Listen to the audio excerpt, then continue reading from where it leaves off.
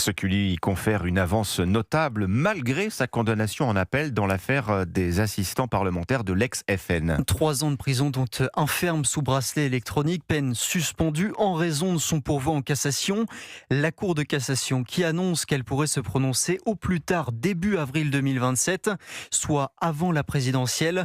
C'est donc un pari judiciaire risqué de la part de Marine Le Pen, mais peu importe pour ses sympathisants, déjà engagés dans la campagne.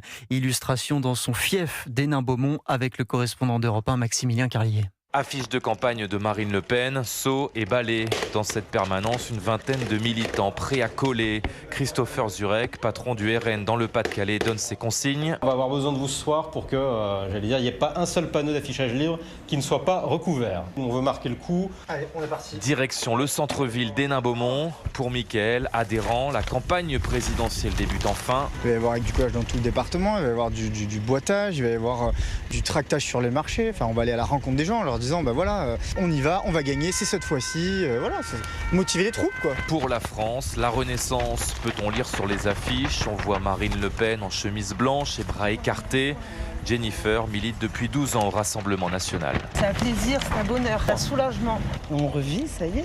C'est très bien pour elle et on avance en marche pour tout ça maintenant. Et quand on évoque le pourvoi en cassation, ses adhérents bottent en touche. Notre intérêt avant tout, c'est d'avoir une campagne sereine, conclut-il. À Hénin-Beaumont, Maximilien Carlier, Europe 1.